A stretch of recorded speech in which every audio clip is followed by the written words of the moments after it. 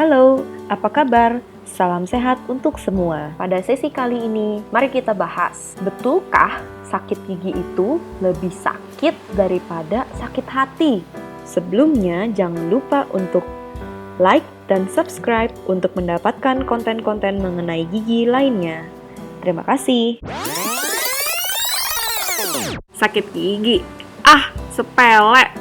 Dan karena itu sering dibiarkan, sampai akhirnya... Guys, sakit gigi itu lebih sakit ketimbang sakit hati. Nah, apa Anda juga termasuk kelompok orang-orang ini? Mari kita lihat tahap-tahap gigi berlubang. Gigi berlubang ini tidak terjadi secara tiba-tiba, tetapi prosesnya berlangsung secara bertahap, mulai dari lubang kecil, bahkan tidak kasat mata, sampai akhirnya jadi besar sekali kalau dibiarkan. Yang sering dibiarkan adalah gigi berlubang yang masih kecil dan biasanya belum bergejala, sehingga tidak membuat orang merasa perlu segera berobat.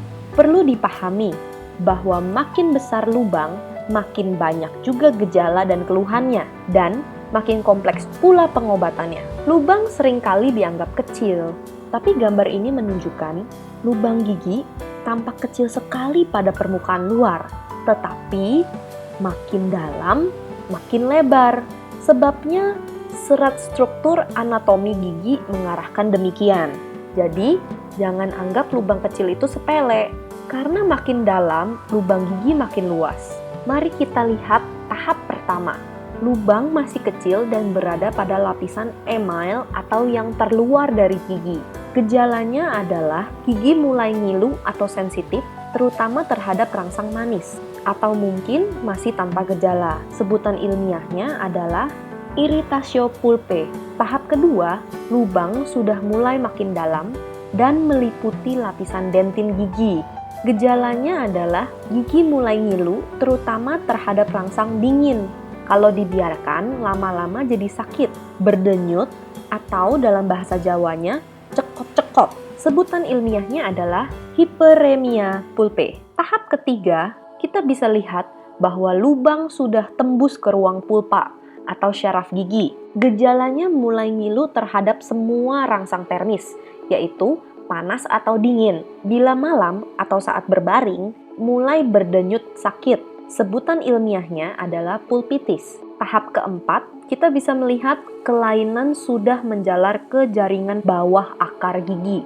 Terjadi infeksi, dan kadang-kadang pipi bisa ikutan bengkak. Gejalanya, gigi sudah infeksi, pipi bengkak, gigi kena makanan sakit, bahkan rasa sakit bisa berlangsung terus-menerus. Sebutan ilmiahnya adalah dental abscess. Sesudah tahap keempat ini, kalau dibiarkan, akhirnya malah rasa sakit jadi hilang. Karena itu, orang jadi sering lupa berobat dan menganggap gigi sudah sembuh. Mengapa sakitnya jadi hilang? Karena syaraf gigi sudah mati. Sebutan ilmiahnya adalah necrosis pulpae. Kalau dibiarkan lebih lanjut lagi, akhirnya syaraf gigi membusuk dan disebut sebagai gangrena pulpae. Sadarkah Anda apa yang terjadi bila gigi berlubang? Gigi yang sudah mengalami pembusukan atau gangren biasanya tidak sakit, cuma menyebabkan bau busuk di mulut. Namun, bisa juga tiba-tiba sakit disertai pembengkakan pada bagian gusi terkait, bahkan sampai ke pipi. Mohon perhatiannya para viewers, ada beberapa hal penting terkait dengan gigi berlubang. Yang pertama, sekali gigi berlubang, lubang ini akan terus-menerus membesar. Kedua, gigi yang sudah berlubang tidak pernah bisa kembali menutup lagi. Ketiga, makin besar lubangnya, makin banyak keluhannya. Keempat, segera ke dokter gigi begitu sebuah gigi mulai berlubang. Kelima, makin dini gigi diobati, makin sedikit kunjungan pengobatannya. Kembali ke pertanyaan awal, jadi betulkah sakit gigi itu lebih sakit ketimbang sakit hati? Tentu saja, mengukur dan membandingkan dua hal yang berbeda, kriterianya sangat sulit. Sakit hati ini memang menyiratkan perasaan sakit, tetapi orang yang bersangkutan bukanlah kena penyakit hati atau hepatitis. Sedangkan sakit gigi adalah suatu fakta, bukan sekedar perasaan semata. Ungkapan ini sekedar menyiratkan bahwa orang yang merasa sakit hati merasakan rasa sakit yang begitu mengganggu. Apalagi kalau kita sakit gigi.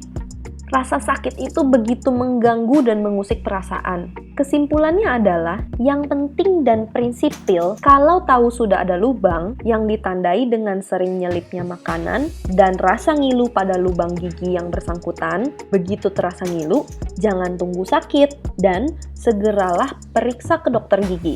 Hendaknya selalu diingat, makin dibiarkan, lubang akan makin besar, keluhannya makin berat, makin besar pula biaya pengobatannya.